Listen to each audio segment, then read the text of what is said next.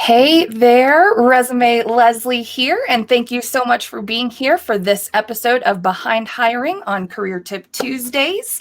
Welcome, welcome. I'm here with my co-host Niatu Binciangel. Hey Niatu, how are you? Hey, what's up, Leslie? I'm good. I'm good. Before we jump in, I want to tell everybody how you saved my life over the weekend.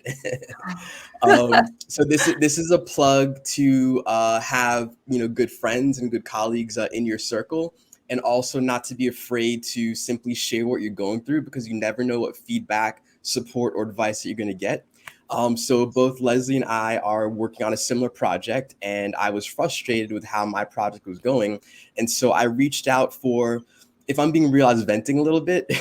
And I was just telling her what I was going through. And she had a brilliant idea that saved me literally about an hour to an hour and a half of work that I would have wasted on a Sunday afternoon trying to play, with this particular presentation project. And so you never know what you're going to get back if you put yourself out there and let the people who are close to you know what you're going through. So big up to Leslie for saving me like an hour and a half on my Sunday that I was able to repurpose to spend time with my wife. And so she thanks you too. Awesome. I'm glad I was able to help. I'm glad you reached out, and I am totally on board with you as far as reach out to people, have that support system, have that, what did you call it, Niatu? Your professional... Oh, your career advisory board. There we go. There we go. So having people in your circle, in your corner to help you out with that kind of stuff. I'm really glad I was able to do that. And thank you for the recognition on that. I appreciate it. Yeah, no worries. For those of you who are joining us, go ahead and let us know where you're watching from. We've got folks in here already. We've got Thomas, who is a regular with us. He is joining us from Philadelphia. Hey there, Thomas. Good to see you. We have Jessica here from Orlando. Awesome. Thanks for joining us. We've got Henry from Alabama and Corinna from Toronto. And Kelly from Indianapolis. Wow, so many people here, guys. Thanks so much. Raquel from Atlanta. Good to see you as well. Hey, Rita, good to see you again, joining from Illinois. Awesome, awesome. For anyone else who's joining and you want to let us know that you're here, please do leave it in the comments. Today is a really fun and interesting lineup for Behind Hiring. It actually has a little bit to do with Niatu's story that he just told about over the weekend, and it has a lot to do with some events that are coming up this week. Niatu, do you want to share? Yeah, sure. So you guys are getting sort of a preview of what to expect this week. It just so happens that Leslie, myself, and our guest, Jasmine Escalera, are all presenting as part of JobScan's second annual webinar series called No Fear Job Search. That's put on for free for all job seekers. I think you can still register and attend all the events. I think they will be finishing up the 22nd, if I'm not mistaken. And so there's still time to catch several of the webinars. In particular, so we can do shameless plugs for ourselves, Leslie's going to be speaking tomorrow, the 15th, about how to job search when changing careers. Her presentation starts at 9 a.m. Pacific, 12 p.m. Eastern. Then we have myself going on Thursday, the 16th. I'm presenting on how to create a resume that stands out. I'll be on Thursday morning at 6 a.m. Pacific. If you're an early bird, come check me out. If you really like me, come check me out if you want to wake up early. Otherwise, for those on the East Coast, it starts at 9 a.m. So maybe you can catch me before you get into work if you work from home and have that flexibility. Of course, if international, you can catch pretty much all of us at hopefully decent time for all of you out there. And then last but certainly not least, we have Jasmine, who will be on this Friday, the 17th. She's going to be talking about how to negotiate a better salary at offer stage on Friday at 9 a.m. Pacific and 12 p.m. Eastern. So this is you getting a sneak peek at how we're going to be during our presentations Wednesday through Friday. Yes, yes, that is awesome. Andy, my partner, is in the chat. He put in the link. So if you want to register for that, you can go ahead and do that. There are, of course, other presentations as well. So there's a ton of value to bring in for you. And with no further ado, we'll go ahead and bring in Jasmine so that you can meet her as well. Hey, Jasmine, how are you? Hey, so great to be here. I was dancing back here when I was watching your intro. Dancing at the water cooler. That's what we should all be seeking for in our next job. I hear Yeah, I that. love that. My partner Andy created that video for us, so we have that, and I think it works really well. I'm glad that you like it. It's great. So, for those of you who are unfamiliar with Jasmine, Jasmine is a career confidence coach. She was named one of the top job seekers to follow in 2021 by JobScan. She is out there on LinkedIn weekly, putting out so much positivity, excellent advice, affirmations for your career. I am super excited she's here. I know Nia too is as well. Jasmine, welcome. Thank you for being here. Yeah, thank you for asking me to join, and I'm loving how it just coincides with what we're all doing and accomplishing this week with JobScan. So this is perfect. Yes, yes, yes. Do you want to introduce yourself a little bit more? Just tell the audience a little more about you. Sure. Thank you so much for the starter to the intro. I am a career and confidence coach, and I help my clients who are predominantly women of color really gain clarity in their career, break down any negative mindsets that they have, and create very clear strategies that help them to achieve their next career move and get the money that they are worth, which is why I'm super excited to talk about money on Friday with JobScan. That is awesome. I love that you have that confidence and that background in the negotiation. That's really, really cool. Yeah, I actually love getting people excited about lining their Pradas with more cash. Nice, nice. Oh, that is excellent. All right, folks, for those of you watching, be sure to like this live stream. That helps it to go out to more people and have more people share this awesome knowledge that Jasmine is going to share with us today. And then, of course, if you want to share the live stream when we get done today, that'll help even more people see it. But as for today, I think we're going to go ahead and dive in to some questions for Jasmine. So, can you tell us a little bit more about your background and why, after being on the hiring side of things, it was important for you to move over to helping job seekers? Yeah, sure. So I talk a lot in my posts about being a woman of color and growing up in the projects. And actually, the reason why I wanted to kind of make the shift into career coaching and supporting individuals to finding careers and paths that felt authentic to them was because honestly, I felt like I was in a career that didn't feel authentic to me. So growing up in the projects, I became very curious about science and research very early on. I actually fell in love with chemistry in high school when my chemistry teacher was mixing all these wacky things and making colors. I was like, forget it, this is what I'm going to do for the rest of my life. And I was good at it. And so, my community, my parents, they supported me because they saw this as the opportunity for me to really be able to thrive and to get out of that environment. So I was looked at as a success story, and that was a lot of pressure that was put on me, and I don't think I ever really gave myself the opportunity to take a step back and say, like, does this really feel good to me? Okay, I'm good at research and I'm good at science, but is this really actually what I want to do? And I didn't really take that opportunity until later in my career. It's never too late, but that's one thing, but later in my career. And once I did that, I really started to connect to not just what I'm good at, but what I'm passionate about, and also what I'm interested in exploring as a path for myself. Business ownership was not something that was familiar to my family, so I didn't even think that that was something I could do. So it took a lot of really that deep self-exploration, and that's one of the key things that I say with every job seeker is know what you really deep down want to do, and it's always okay to change that path, but it really starts with the point of self-reflection first. Wow, that's really powerful. I just wanted to quickly jump in, Lezlie, and just highlight the point that you shared about uh, because business ownership was not something that was familiar to your family. It wasn't something that you thought was that you could do or was even an option. And we have to realize that our background, our upbringing, what we're surrounded by and exposed to, can sort of place limits in terms of what our imagination can see for ourselves, and that can impact your career growth over time. And so sometimes it is unearthing, what messages did I receive growing up? What was the circumstance I grew up in? What was I exposed to? And has that artificially, limited my view or scope of what I believe I'm capable of? And that's the case for many individuals of color, of immigrants, and all of that, in terms of what has society told me I can do, and what are the expectations placed upon me by my family, community, in terms of the best paths that I can go, beyond being safe and lucrative. That's why you're going probably down the path that you were going through, but that might not have been your passion, as you said. You're just good at it.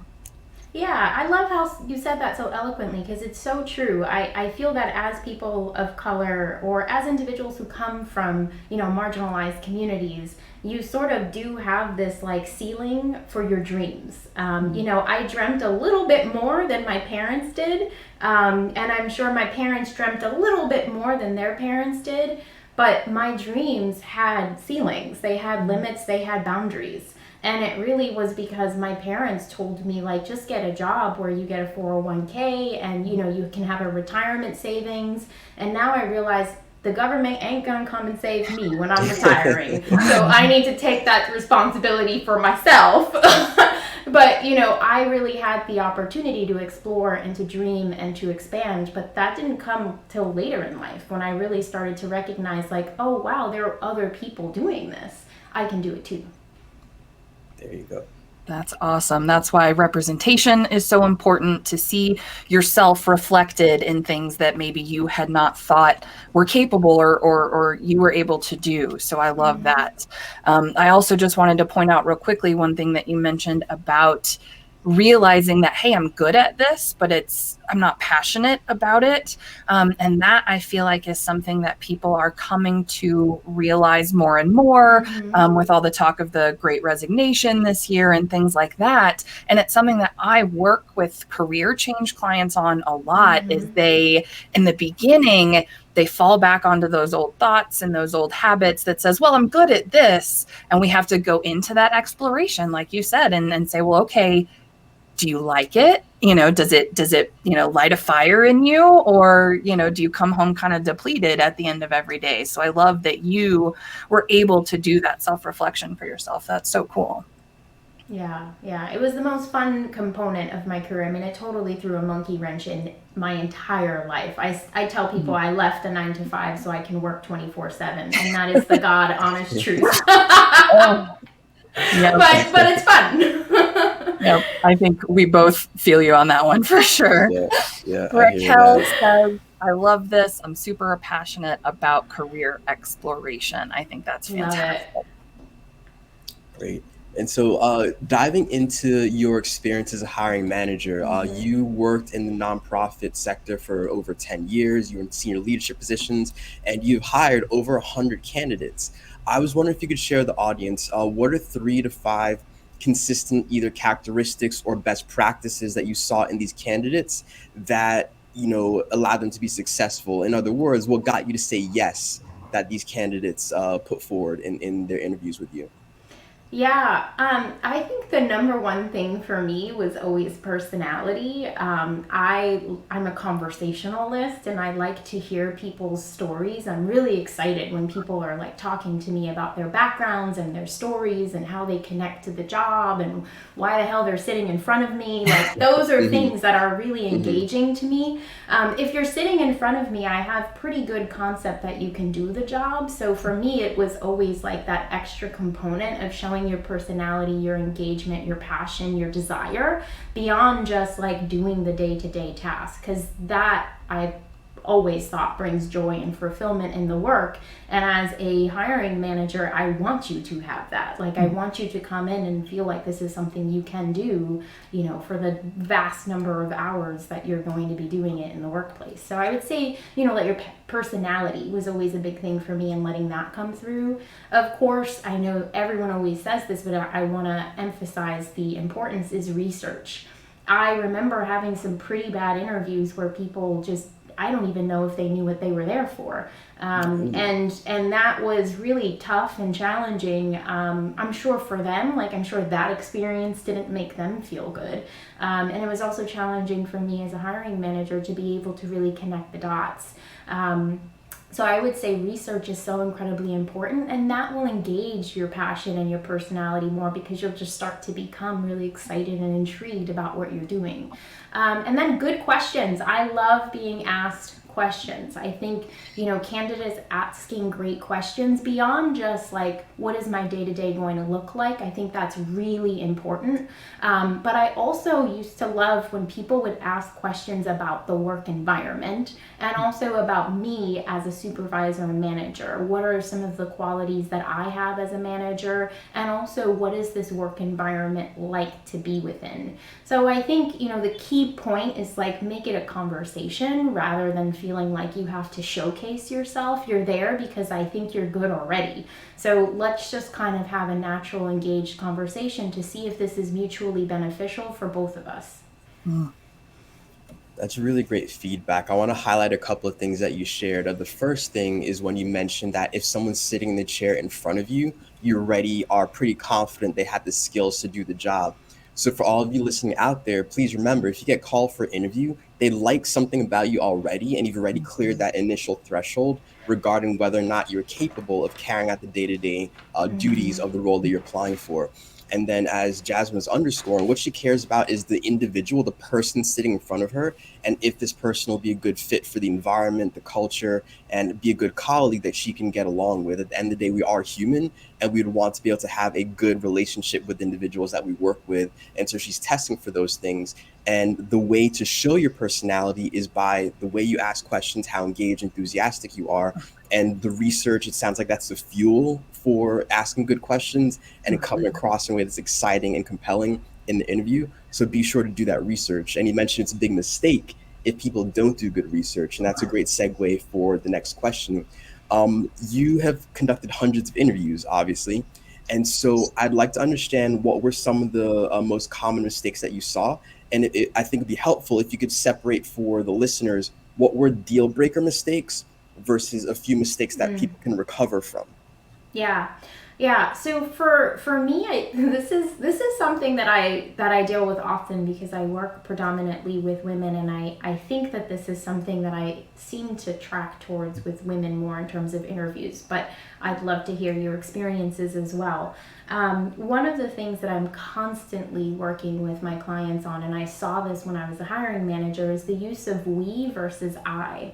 So really claiming your accomplishments. I remember being a hiring manager and actually having to ask very clarifying questions as to people, what did you actually do in this situation? Because I couldn't really ever gather or understand it because there wasn't a real designation of the independence of your particular work and the claiming of your particular accomplishments.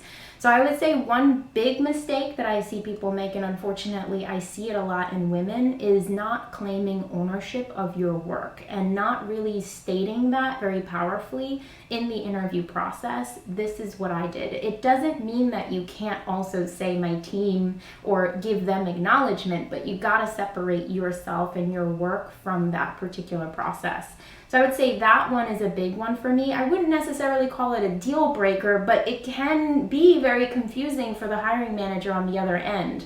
And if you don't have an experienced person interviewing you, they may not ask those clarifying questions, and then you may get passed over. So just because it's not a deal breaker for me, it could actually be something that really affects your interview because it's not showing how you independently have done work previously. And then I think another one for me that just kind of irks me is saying yes to everything. I don't think that we are in the state anymore where we have to say yes to everything. Like, it's pretty clear out there that there are lots of jobs, there are lots of opportunities, and it's our responsibility to find the right one for us. So I really don't like the advice of say yes to everything until you get the offer. I really like for individuals to ask deep questions, to go in a little bit more on me, and to make the decision for themselves whether this is the right opportunity. But again, that goes back to being very reflective and asking the right questions.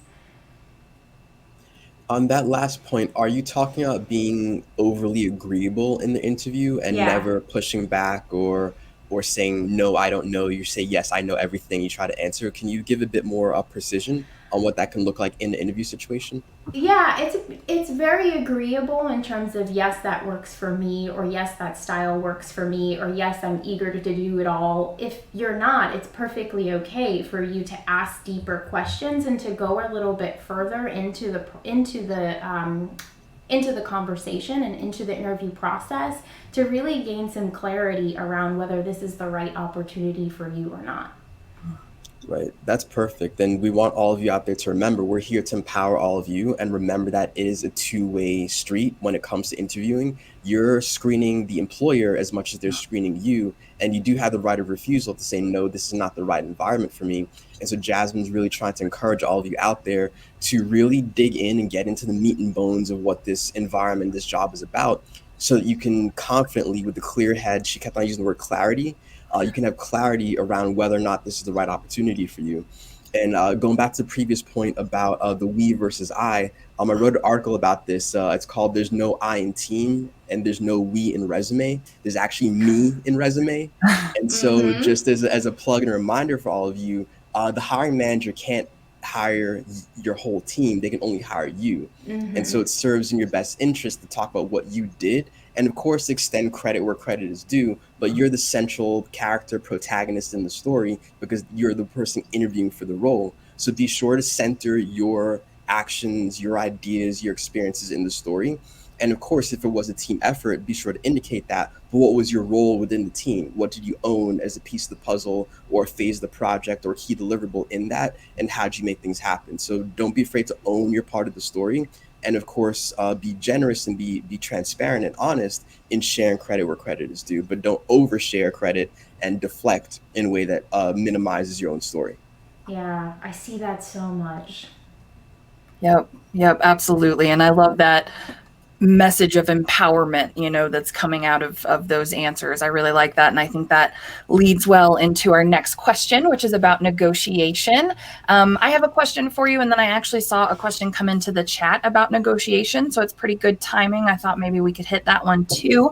But for my question, so your upcoming presentation for JobScan on Friday is on the topic of negotiation. So can you share a little bit more about where your knowledge and confidence in negotiation came from, and then also the types of resources that job seekers can look for and find to help them learn more and get more confident in their own negotiation skills?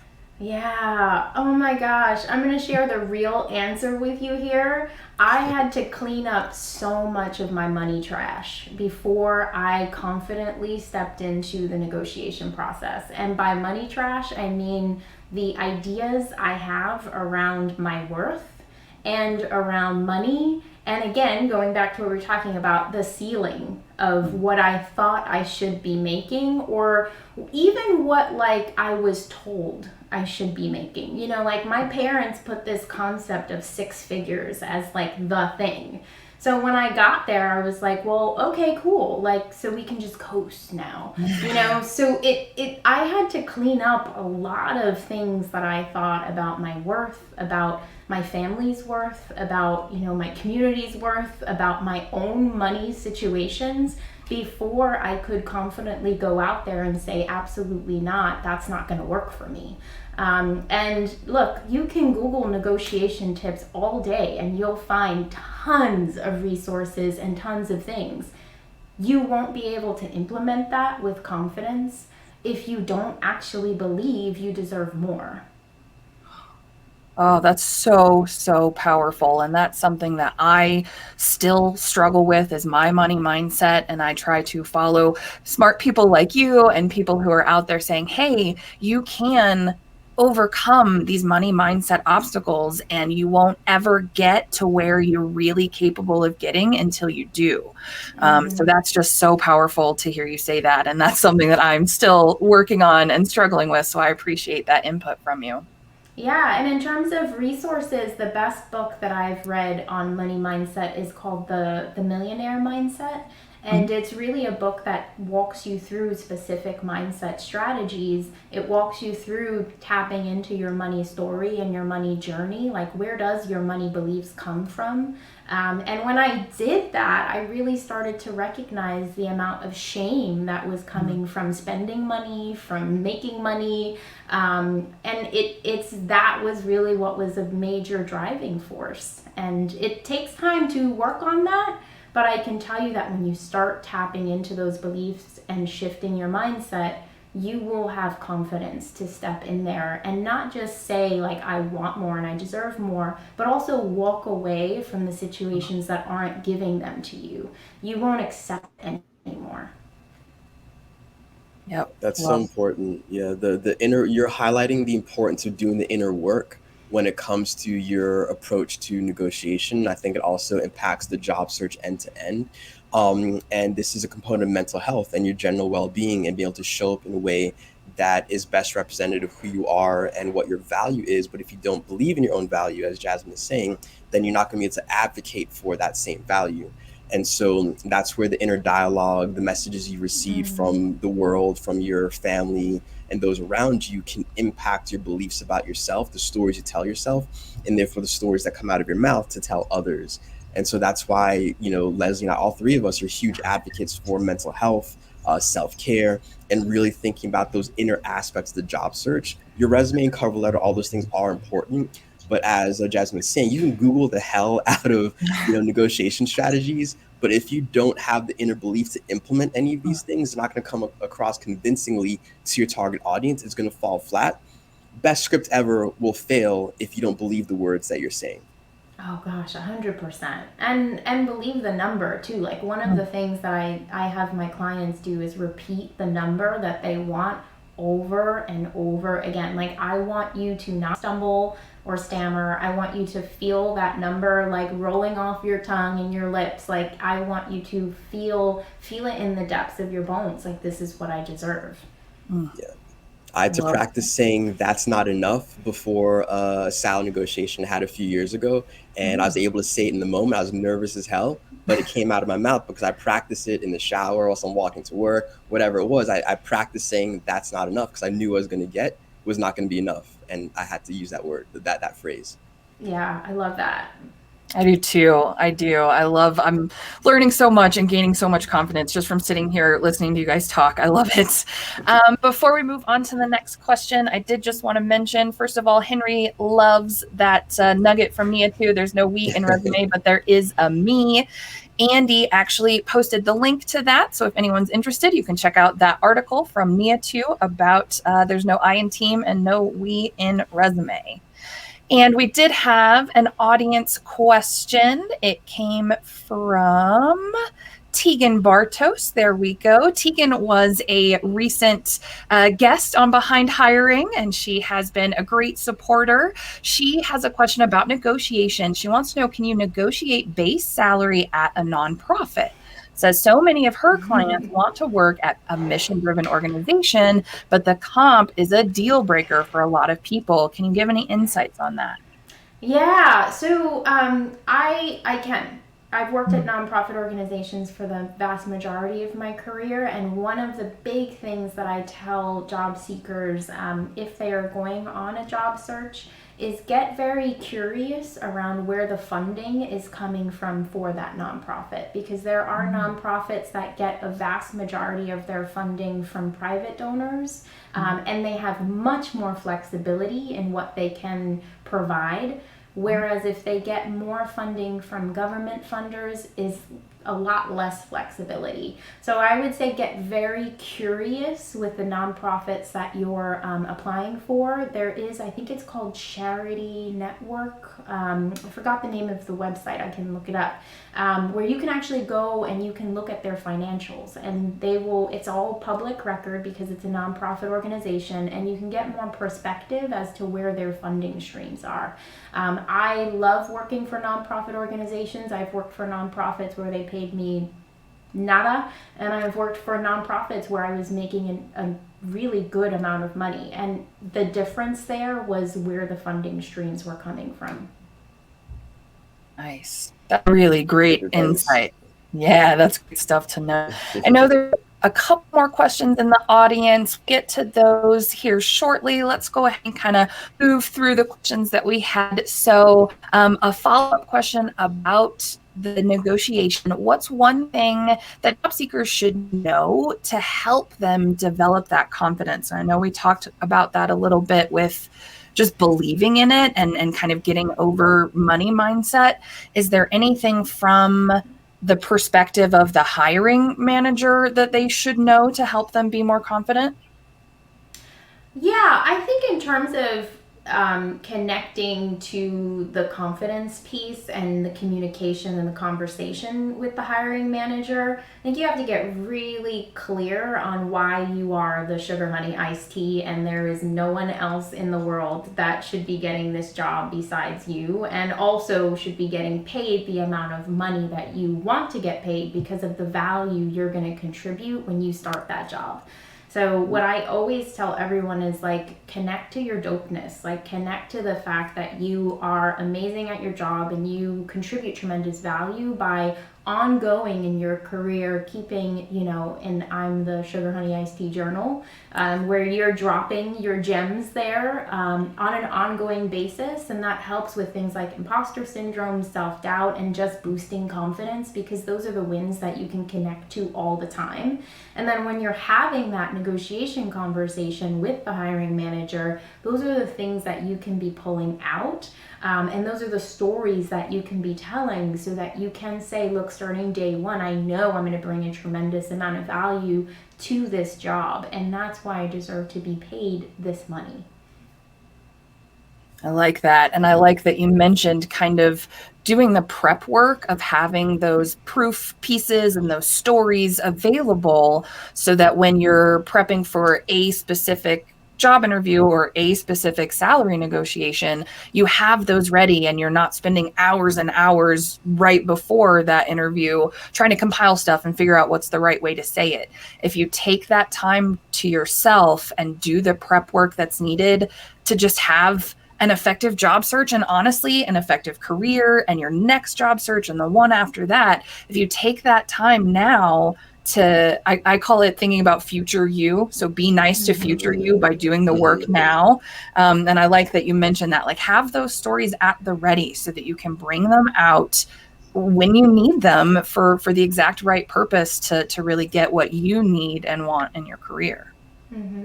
Yeah, I love how you talked about future you. That's so important. Sometimes we think a lot about the person we are in this moment. What do I need to pay my bills? What I want to go to Barcelona next year. That's my own personal goal, by the way. And I want to do it really fancied up. So I need to make this amount of money. But thinking about, future you is so incredibly important when you think about salary negotiation, because what you don't negotiate now is a lot of money that you leave on the table for that future you. Yep, absolutely. Say that one more time, Jasmine, for the audience. Yeah, what you don't negotiate now is a lot of money that you leave on the table for future you. Yep, awesome. And Mia too, I know that's something that you talk about a lot, is the idea of that compounding, what you're missing out over time by not negotiating now or by not, shooting for the stars now. So I like that. That's really important. Yeah, awesome. And so switching gears a little bit, kind of focusing on, refocus on that inner work. I know that you've done a lot of personal work and you've written about it in terms of embracing your own story, your own culture as Latina, coming from Brooklyn. And both of us write a lot about having our audience give themselves permission to do whatever, right? Especially around embracing their story and their own culture. So two questions in this vein. How do you see the act of embracing one's culture and one's story helping candidates be more successful in their job search and overall career development? Oh my gosh, that's a big one. I mean, listen, I have been in some really toxic workplaces, and I recognize that the reason why they were toxic was because I couldn't be myself in them, and they weren't accepting of the person that I was. So it is so important to connect to your story, your background, your culture as a vehicle for you to really understand what is it that I need to be able to be successful in my career, in my environments, and really seek those things out. If you're not deeply connected to that, then what I've noticed happens is you continue to propagate the cycle of being in these kinds of environments and spaces and wondering what's wrong with you. There is nothing wrong with you. You just need to take the time to really think about what is it that I need to thrive in these environments, and it might be very different than what the environment is providing to you. And that difference could very well be just because of your story, your identity, your culture, your background. You just need something different. So I think it's incredibly important to really understand who you are as an individual and to recognize that you spend a lot of time in your job. And just as you want to be comfortable in other aspects of your life, and if you're not comfortable in situations, you get up and leave, that same thing is going to happen in your career. And it takes acknowledging when you don't feel valued, when you don't feel seen, when you don't feel heard, but also connecting to what your needs are in those areas. That's an amazing answer. One thing you introduced at the very beginning of the answer that caught my attention was what, at least for me, felt like a new definition of workplace, a toxic workplace. And what you said is that if the environment doesn't allow you to be yourself, that is therefore toxic. And I don't think I've ever really heard it framed that way. Most of us focus on the features of the environment. It's, hyper competitive, people unfriendly, or they're intolerant or not inclusive. Those are all well and true, but then this is a new definition. If the environment doesn't allow you to be yourself, it is therefore potentially toxic, because over time you will start to feel some type of way if you can't be your full authentic self every day when you show up to work. It's a portion of you, or it's a fake version of you that you have to turn on and off, and that's just exhausting, and that can seep into your bones over time in a toxic manner, and therefore not be a place that is long-term viable for you. And then just your stressing of how important it is to know yourself and appreciate where you've come from. And I think it goes back to that saying that if you don't know what you stand for, you'll fall for anything.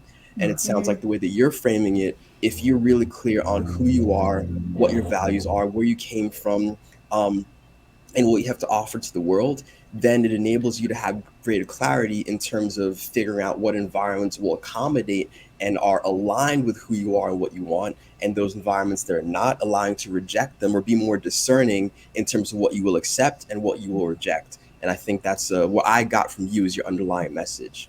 Yeah.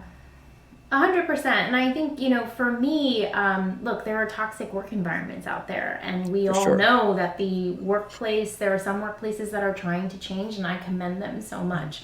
And there are some that don't really care, and they're not going to. I think the ownership is on us to figure out what works for us and to seek that out and to acknowledge when it isn't the right thing and to take the steps to make the change.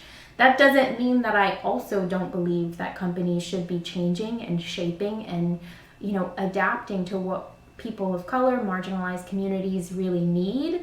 But until that full change happens, I do like to come at it from the perspective of I get to decide. I'm in control. Yes. I have the control. Yes. You don't get to decide what works for me. 1,000%. That power is so important, and that's something that I like to emphasize, and I know that Nia too does too. And I like to just tell people, like, you are the decider, like you're the one in the driver's seat, you get to make those decisions. So I love hearing you say that. Awesome. So the second question in the same vein is, from a hiring manager's perspective, how can a candidate effectively incorporate kind of who they are, their culture, their background, their way of being into their platform in a way, and package it in a way that's appealing to someone like you who's been in the hiring manager seat? Yeah, I think you build it into your brand. It just becomes a part of who you are. It becomes a part of what you talk about. I love reading people's stories on LinkedIn. That's my jam. I will sit there and read people's stories all day long. So I think it's, building it into your brand in a way that it's represented, that you are represented very well. All hiring managers go on LinkedIn and check you out. I look at people's posts. I like to see what are they posting, what are they representing, what does their platform look like, and also, I just stopped caring. Like, this kind of sounds wacky, but like, I'm a girl from Brooklyn. I like wearing funky lipstick, mohawks, and big earrings, and this is how I'm showing up to work. This is how I'm showing up to the interview. So it's just about like embracing you and making all of those amazing qualities of yourself a part of your brand. They can also exist in your professional brand, and they should. Right. And I think one thing that happens when you're fully yourself, when you're going out on interviews, is that you're also able to screen out environments that are not going to accept you for who you are.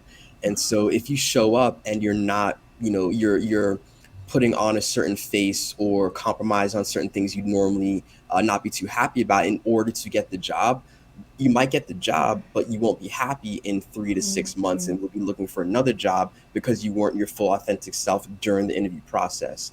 And so think of it as a proactive way to screen out environments that aren't built for you and won't welcome you as you are, and will attract the environments that are built for you and will welcome you as you are.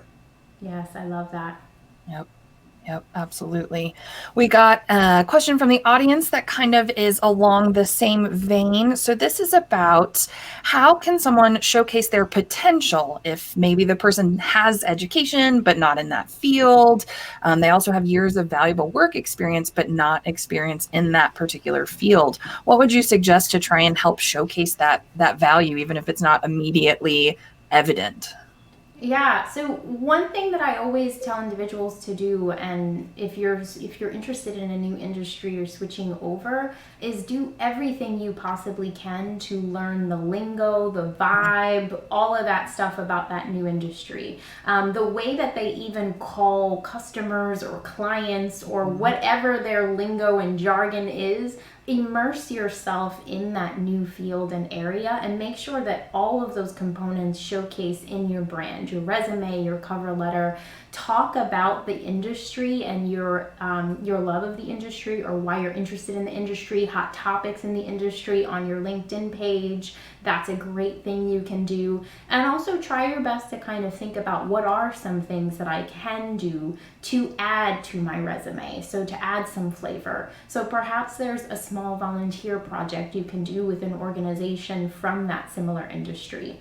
So I would say just try to immerse yourself in that field and area, join professional organizations, do your informational interviews, and make your brand very representative of the field you want to step into, and try to find opportunities that you can to really put the flavor of experience in your resume if it's possible for you. Yep, I love that. It's all about thinking outside the box, thinking about where did you have that experience, or what. When I talk to clients, a lot of times it's like, you wouldn't probably be interested in this role if you didn't think you had alignment of experience and skills, if you didn't think you could do it. So it's just about taking out of your head all of those things that you can do and why, and being able to communicate that in a really clear way, so that somebody who maybe doesn't have much of a clue as to what your previous, career field was, you can explain to them why it brings value. Yeah, I love to tell people, tell me the story of why you want to make this change. And then when we start to dig into that, I like to ask, like, well, what are the experiences that brought you to that conclusion? And that's something that you can do on your own. If you're thinking about an industry shift, is what's my story connected to that? And what are the pieces of the journey and the experiences that I've had that, make that story sound full circle? Yes. Love it.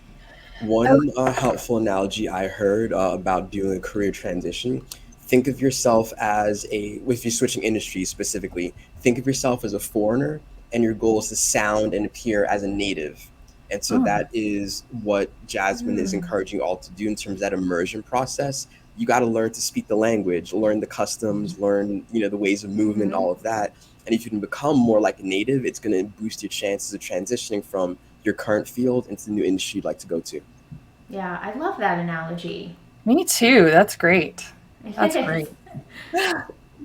Okay, moving on to a next question. And this touches on a lot of what we've been sort of talking about. So in one of your recent posts on LinkedIn, you talked about going where you are appreciated, supported, and wanted.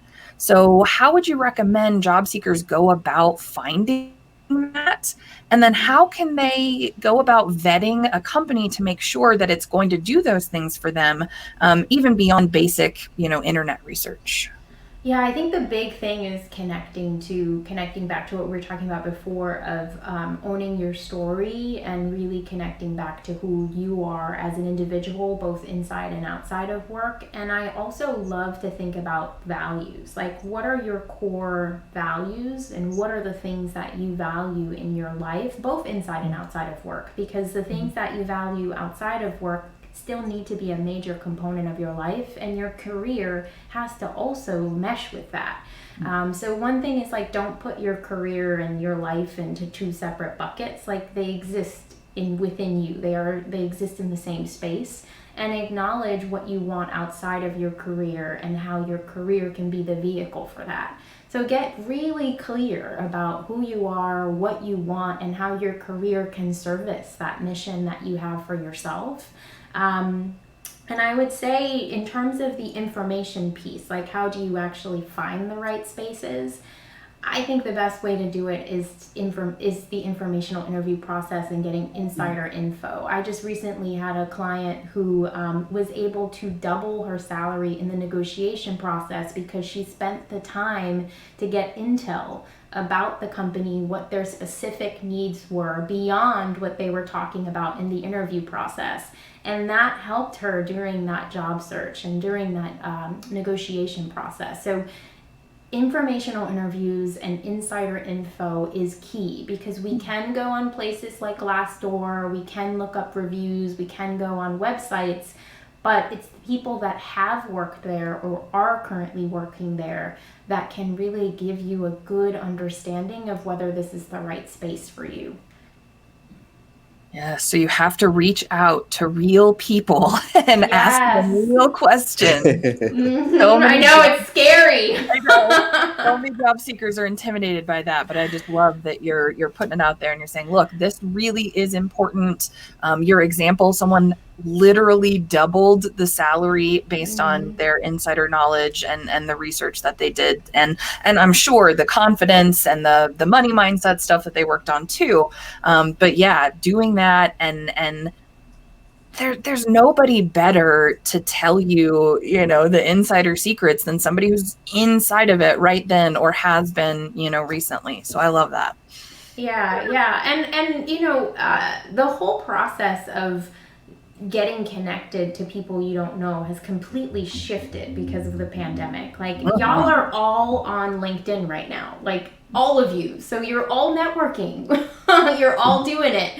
And the space of networking has completely changed. And I also think the support that people are providing out there for people is so different now.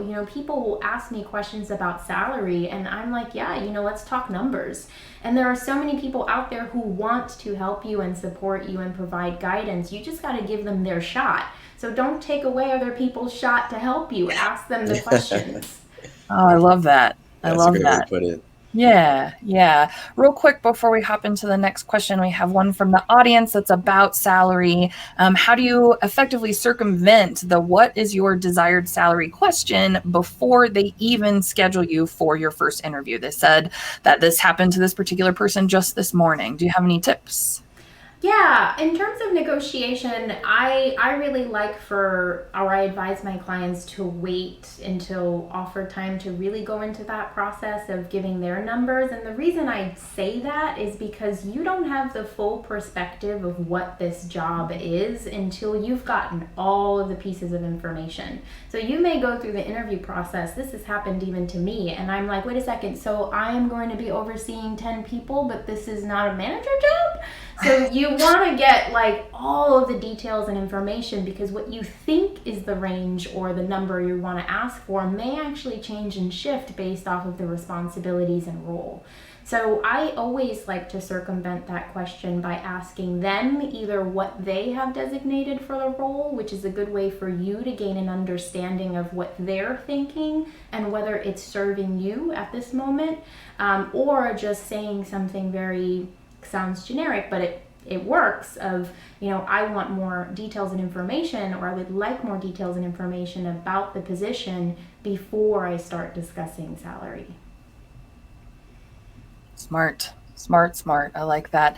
Do you find if you turn it on its head and you ask them, what they have designated for the role, do you find that either A, gets some like sort of negative pushback, or B, maybe it sort of flips the script on them and they're like, oh, if I'm not willing to talk about the salary, then I shouldn't expect them to tell me about what their range is? Do you find either one of those to be true at all? I find that if they don't want to talk about salary, that's a red flag for me. Got it. Yeah, I think it, for me personally, like whenever a candidate asked me the salary range, I was very open, because I'm not here to waste your time, and I don't want you to waste yours either. And again, I really do think that it's companies' obligation to be more clear and open with these things as well, just as much as it's our obligation to, demand the money that we feel we are worth. So I like to flip the script on them, because I like to see what their response is, and based off of that, it could potentially be a red flag. If you're not talking to me about salary at this point, like, is that going to be an issue for me moving forward? Yep. Fair enough. Great feedback. Yeah. So here's starting to land the plane a little bit now with 3 more questions. So you alluded earlier to a great question. You responded to a great question about the nonprofit sector and how to figure out salary negotiation by figuring out, what their funding sources were. And so, leaning again upon your knowledge of the nonprofit sector, in your experience working in nonprofit, what are some of the peculiarities, idiosyncrasies, weirdness that happens in the hiring process that candidates should be aware of, whether they're in the field already or trying to transition to nonprofit? What are some things they should be prepared to handle in looking for a job in the nonprofit sector? Yeah, I think the salary question that we talked about before is a huge one. I think you have to get really clear, because we all talk about nonprofits pay less. I think that's true based off of, again, where their funding stream is coming from. I worked in nonprofits previously that paid very well, that paid industry standards, and there were others that I knew that paid much less. So get curious around where their funding streams are coming from, and don't just accept the fact that this nonprofit is going to pay me less, or that I can't negotiate for more. And also get clear around if salary isn't something, because of their funding stream, that they can push to your bound, to where you want it to be. What else would be acceptable for you in terms of flexibility or other components that you really want to be able to take or to have in terms of the negotiation process. So I think the salary component is a big thing about nonprofits. It's very peculiar, it's very strange. Ask a lot of questions around it and do your research first. You can even go on the nonprofit's website, and they have to list funding sources on there. So that's a great way to do it too. And also, like, look, if you're working in a nonprofit, depending on how scrappy the nonprofit is, you're probably going to be wearing many hats. You're going to be working, different jobs. So maintaining flexibility is key. But if that's what you want, right? So if that's not what you want, if you want to have a position within a nonprofit that's much more streamlined, that is available out there. But again, it's going to be you that has to ask those specific questions about what the role entails, what extra things you're going to be needing to do outside of the job description or outside of what they're telling you. So flexibility is one thing that I always used to tell every single candidate coming in. You're going to have to be flexible, because we work in kind of almost like a startup style space. So that would be the other thing I would mention. Okay, great. Those are really helpful tips. And on the salary piece, my wife used to work at a relatively large nonprofit, and the salary, was okay, but what they made up for in the salary being a bit on the lower side, they had excellent benefits, like really, really good benefits. And so, you know, if you're able to determine for yourself what's your wiggle room, what do you prioritize, is it extra vacation days, a generous sick leave policy, really good health benefits, what do you care about that might be able to make up for a gap in what you'd ideally like in your take-home pay? Yeah, that's great. I love that. Yep. I once worked for a nonprofit that had like the Rolls Royce of healthcare. I was like, this is amazing. That's awesome. That's awesome. One more quick question from the audience before we get to our sort of last two wrap-ups. It's a longer question, but it essentially boils down to they had a phone interview, and the interviewer asked them what their current salary is or what they were making in their most recent job. And they said that it was important to know that for negotiation purposes, et cetera, et cetera. But this person didn't feel real comfortable with it. So what kind of feedback do you have for that? Yeah, they're not supposed to ask you that. It has no bearing on what they're going to pay you now. So if you're asked that question and you feel uncomfortable, I would say, yeah, you're valid in that feeling, and don't answer anything that you don't feel comfortable, and don't tell them what your current salary is. That has no bearing whatsoever on what they're supposed to be paying you. What do you think a good response is that kind of shuts it down without being maybe overly aggressive or anything like that? Do you have anything? I'm perfectly fine telling people I'm not comfortable discussing that with you. Now you can tell me what your range is. Nice. Okay. I like it. Be bold. I like it. That's good. All right. Just a couple more questions here. If you could wake up tomorrow and the one thing that you feel is really broken in the hiring process was fixed, what would that be? Oh, that's such a good question. What do I think is broken in the hiring process?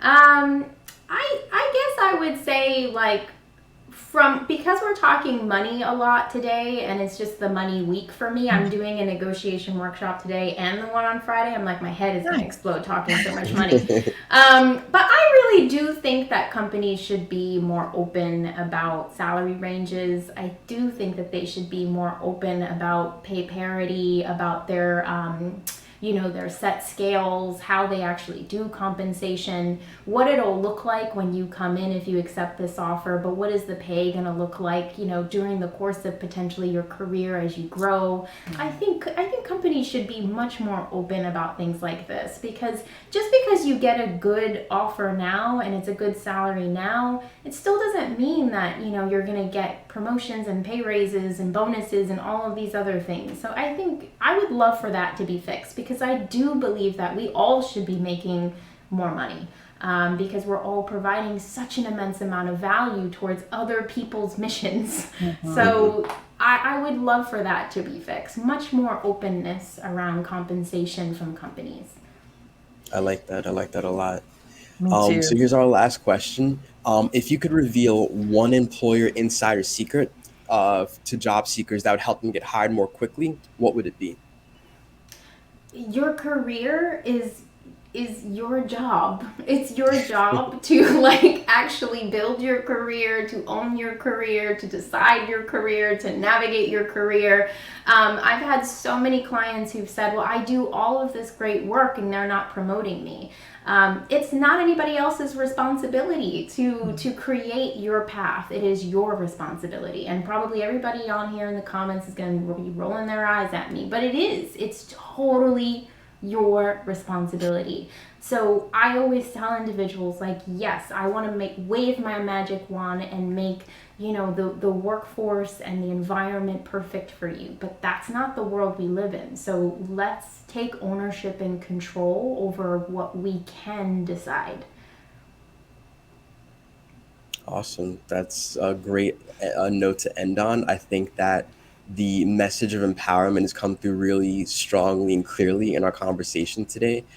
Taking ownership of who you are, taking ownership of what you want, gaining clarity on those things, not being afraid to put them out there in the world, I think are themes that were repeated through a lot of your answers, Jasmine. So thank you so much for being so focused on that empowerment piece, that confidence building piece. And we hope that all of you walked away today with at least one nugget that you can implement right away.